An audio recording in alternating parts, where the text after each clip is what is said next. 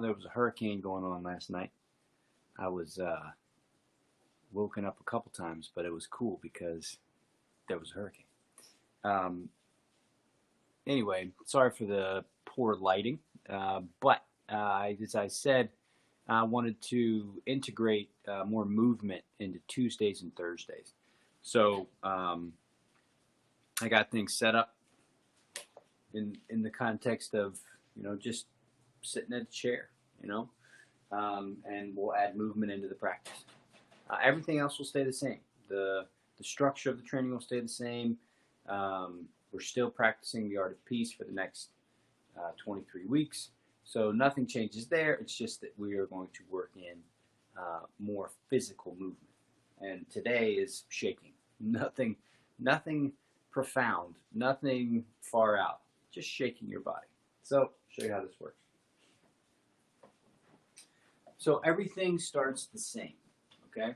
So we're still going to go the 4 bells.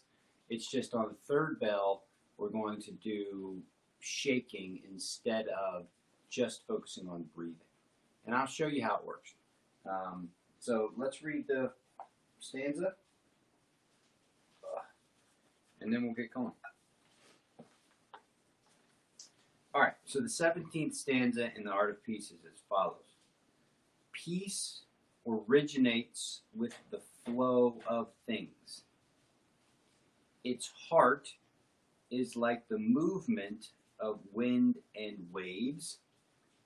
The way is like the veins that circulate blood through our bodies, following the natural flow of the life force.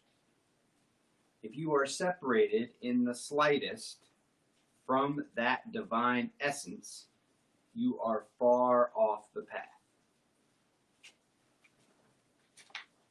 So, what he's saying is, in any given moment, whether it's, a pain in your body, whether it's, your spouse, whether it's your kids, whether it's your politics, whether it's nature, whatever, there is a flow to be found. What interrupts the flow is our mind and its ability to create a story around what's showing up and an expectation.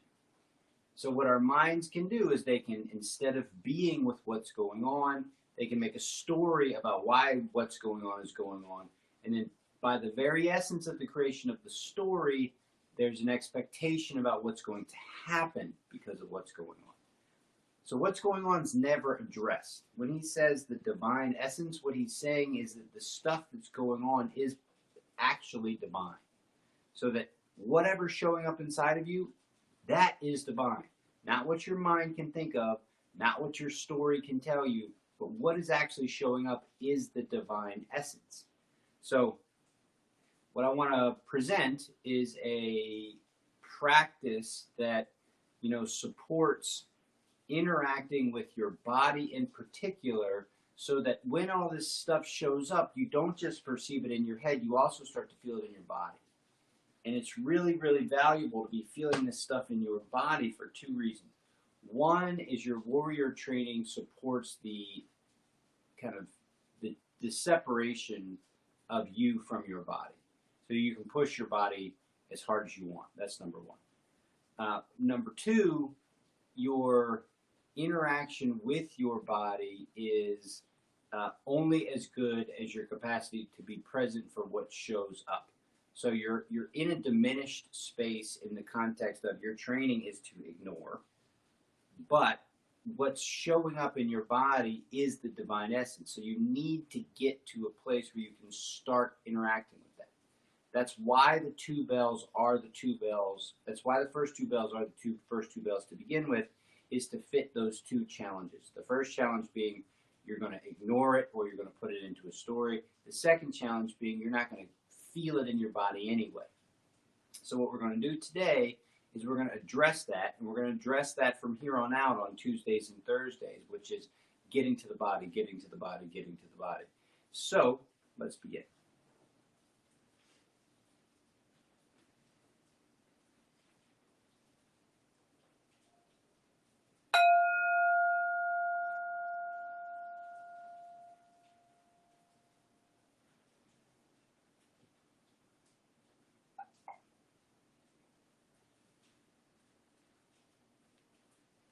Notice what's around you. What's the first sensational event that you notice? For me, it's sound. It's the rain. Daggone hurricane outside. There's also smell.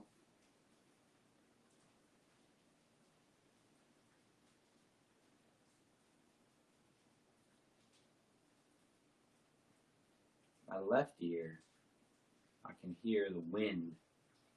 In my right ear, I can hear the rain.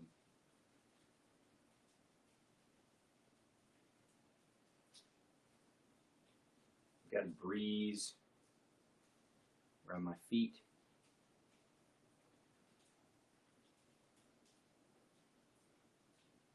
I hear the carpet under my feet.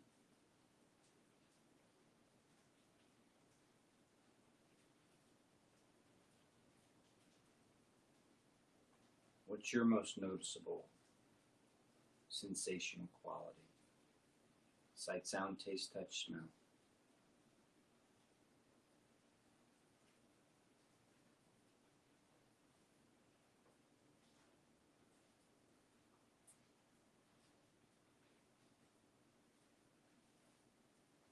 So now let's just move the body. So we're going to go into second bell.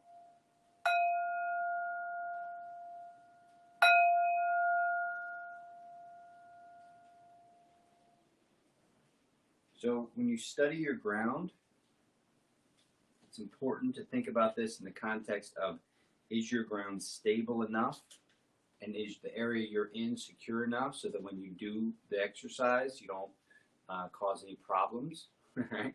So we're going to be just shaking. So just establish what's beneath you. Make sure it's solid. You kind of, you know, work on it a little bit. Make sure everything's solid. All right. Now let's just start with the feet. So just shake your feet. You can grab the leg and just shake it up. You could cross it like that. It's really however you want to do it.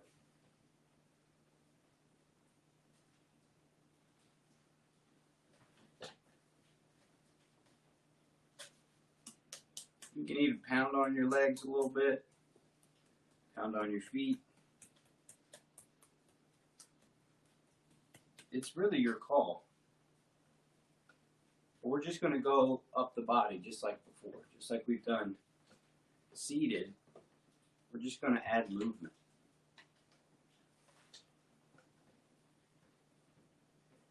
Shake it up.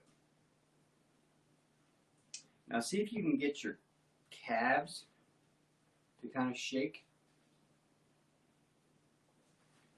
And then get into the thighs. You can scoot to the edge of your chair, if you got a chair, and just start shaking the thighs.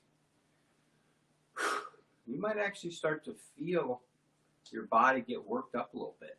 I mean, it's going to happen. You're just running energy through your body, shaking. There's no particular skill associated with this. There's just effort through the body.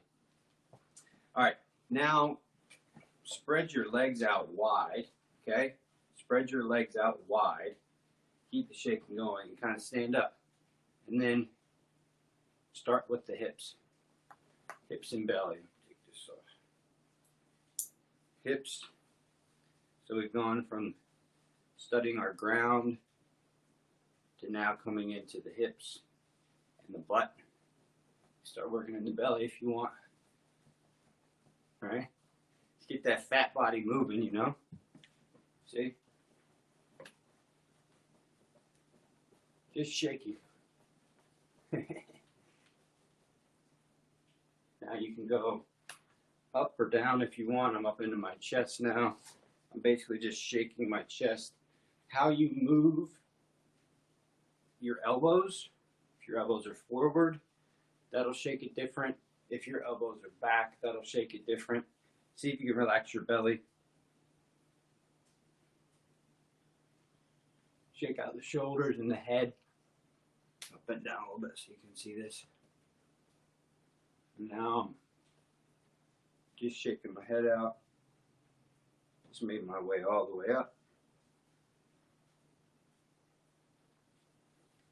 And just mostly just kind of feel it through, like shaking the cobwebs out. Just try different things. Just different ways of, oh, that's kind of nice. Different ways of getting yourself going. You know, you can sit back down and do it. You could hold the chair. This is nice. You got to use your chair. It feels pretty good to shake out my legs. It feels pretty good to shake out my back and my butt. You kind of stick your butt out, tuck it in, stick it out, tuck it in. When we do stuff on Thursday, I'll show you how the shaking complements the stuff we're going to do on Thursday. But just shaking it up. Shake, shake, shake, shake, shake, shake, shake, shake, shake. Hands. Sit back down here. It's kind of tiring. You can get yourself going. Shaking out the hands.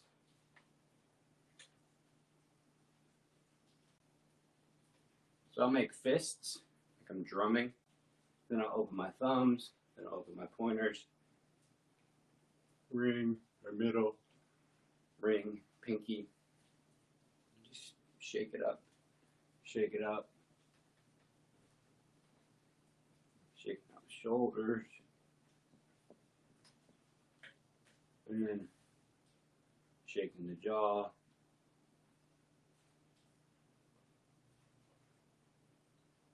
Face. Back of the head. This way.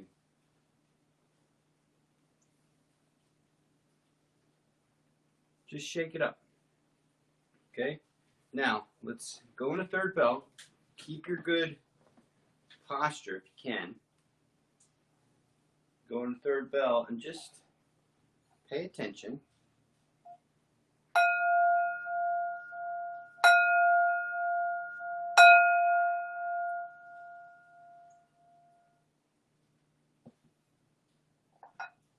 Pay attention here to what it feels like in your body. Now get quiet and let's sit and breathe for 3 minutes. Set it up. Sit and breathe for 3 minutes and just see if you can tell, if you can still feel the residual of the shaking.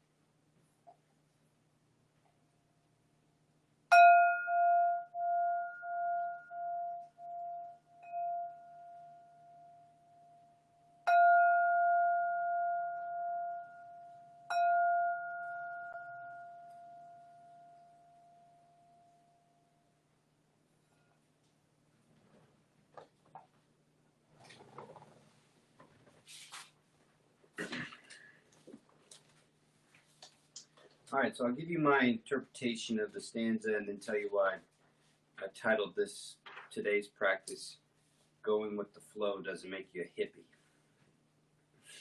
All right, so you are a co-creator in life. Nothing happens for nothing. Nothing stays the same. Trust the flow. Gratitude when things flow light. Compassion when things flow dark. So, a couple things. Learning how to go with the flow doesn't make you a hippie. Flow is to the hippie what battle rhythm is to the warrior. What happens in flow is simply a recognition of nuance and subtlety, and then a complete immersion into what you're doing. What interrupts flow is the story we tell ourselves about why whatever's showing up is there, and the very second we tell the story, we create an expectation. And to do those two things is to separate your mind from the moment. So it separates your mind from flow. You can see this very easily in the context of marksmanship. If your mind and your awareness are on kind of anticipating the recoil, you're going to push your shot, you're not going to hit your target. So the idea is to stay very, very connected to the moment and relax into the moment. How do you relax into an explosion that's taking place 2 inches away from your head? Well, it takes practice, and what you get good at doing is you get good at noticing all the little pieces that make up a good stance, all the little pieces that make up your breath, and all the little pieces that make up your trigger press. And as that takes place and you become more nuanced in your awareness of what's going on, the reaction of your body in a kind of a untrained or kind of haphazard kind of way diminishes. Well, the exact same thing holds true in life. You can, over time, become very, very adept at blending, flowing with whatever shows up. Now, the thing that we got to practice, and the thing that you have to practice, is that it's going to show up in your body as much as it's going to show up in your imagination. Now, if you ignore your body, you're ignoring the thing that gives you the chance to blend with flow. So by connecting with your body, feeling your body, really connecting and knowing and settling into nuance, you can start practicing being with what shows up without using your mind to tell a story about it. And that's really, really significant. The key thing is to remember that story is going to mess up your chance to flow every single time. Why is this here? What does it mean? Blah, blah, blah, blah, blah, blah. You go out of flow the second that happens. So, by working with the body, getting to the body, when something shows up, your mind may start with a story. You're like, hold on. Feel it in the body. Where? Is it in my feet? Do I feel it in my pelvis? Is it in my core, my heart space, my throat, top of the head? How intense is it? Is it moving in a direction? Does it have depth? Is it deep in my body or is it more shallow? How big is it?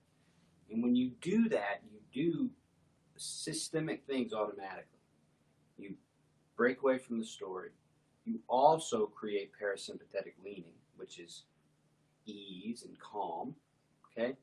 And then you move into the space with, guess what? The best version of yourself, which is up here. It's not back here in the meat. It's up here in the human. And that's what it means to go with the flow. It has nothing to do with identity. It has to do with tactics. It has to do with being, being aware and being tactful and being smart. We've got so much stuff describing all these different things in so many ways, and this is how it was, and all that other kind of stuff. Just let all that go.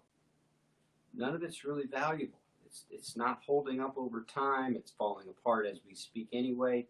This identity stuff about warriorship and all this other kind of stuff, it has nothing to do with how it's been described in the past. It has everything to do with tactics, awareness, flow, rhythm. And those are all things that you can only access if you blend the mind and the body into this unified kind of engagement with the moment. If you don't do that, you're always going to be off the mark. And if you keep not doing that, then the way you're going to survive is you're going to tell yourself a story. And that story is going to mostly be bullshit. Most stories are bullshit. Stories are meant to put people to sleep. And I'm a big proponent of story because I'm always telling stories, but ultimately the stories that we tell ourselves about the why and the what and what it means are mostly culturally based, built around identity and influenced by our imagination about what some ideal is. And all that's not true. It's just imagination. What's true is the moment. What's true is what's going on in the moment. And your ability to flow at that moment is predicated on your ability to connect to it in a subtle way with curiosity, feel it in your body, and then flow with it. So with that, we'll end today. I hope you're able to be curious about your day. I hope you find some flow in your day. And I hope when things are calm and smooth, you can bring gratitude to the moment. And I hope that when things are tough and a little bit scary, you can bring compassion to the moment, whether it's for yourself or for others. Thanks for hanging out, Armor Down. It's always a pleasure.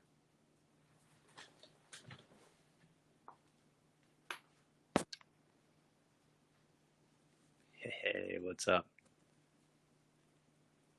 What's up, Marjorie?